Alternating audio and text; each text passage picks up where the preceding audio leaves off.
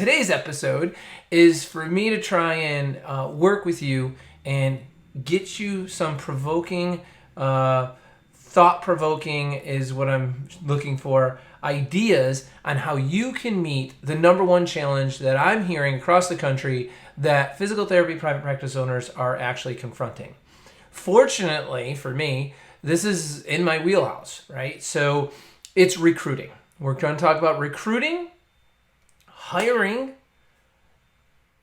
retention of these good staff members, okay? They're different things, right? So recruiting is what system do you have in place? What philosophy are you embracing? What messaging are you sending out?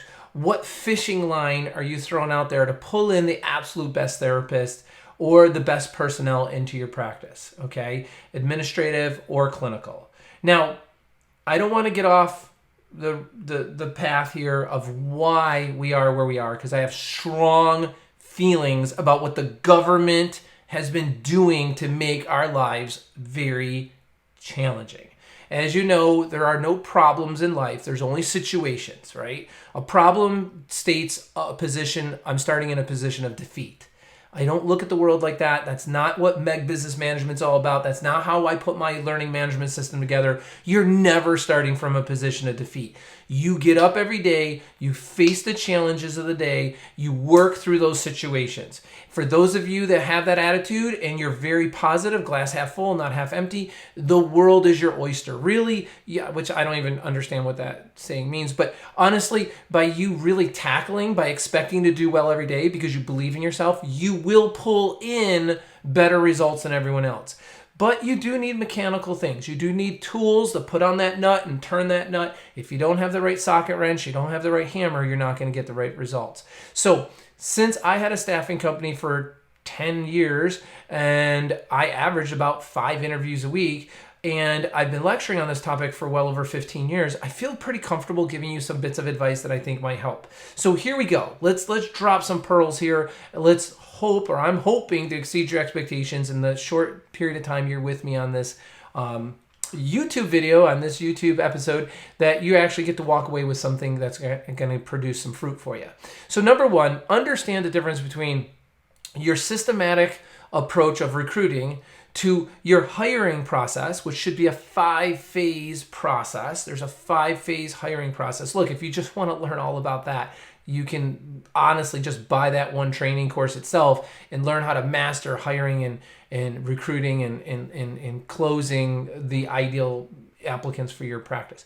Then there's retention. Like, how do we do that, right? So let's give away the farm here a little bit. Let me give you some stuff. Okay. Recruiting.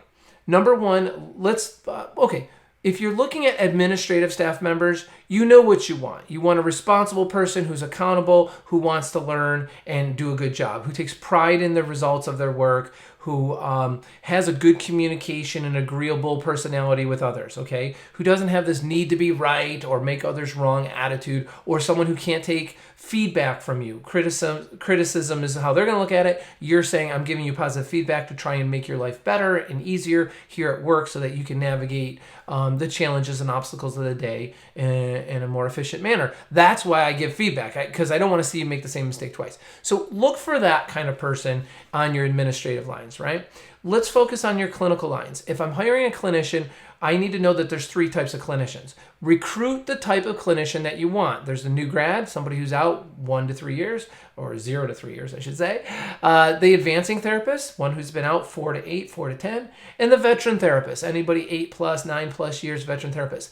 If you know there's 3 types of therapists, then you need to know that there's 3 different needs that each one of them have. And you should be communicating along those needs. The new grad, education.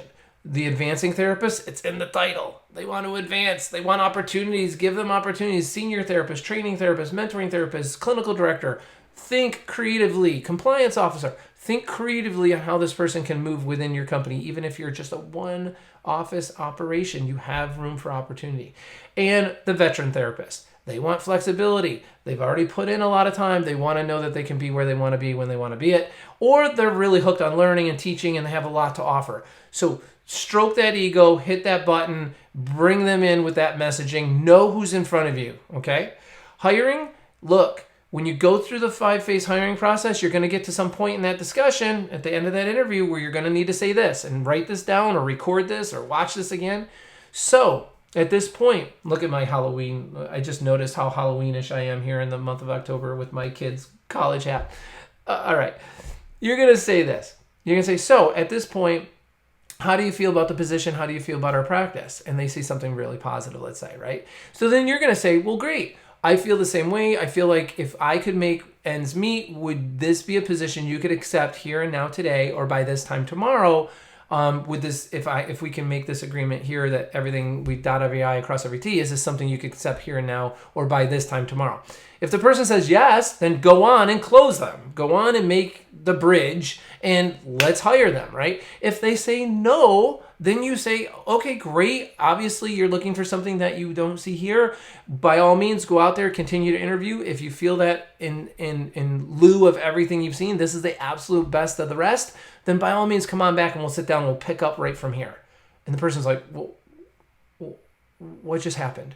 Well, what just happened was I'm not going to be shopped. I'm not going to be leveraged. And this isn't about the money. What happened is I have integrity on who I am and the people that I represent in my practice. That I have ethics to support and defend my practice and put the company culture of my practice before dollars and cents. So if you want to go shop PT clinics, by all means, go do that. I'm not faulting you. I'm not making you wrong. Come see me when you think we're the best of the rest, because that's the only person I want to hire.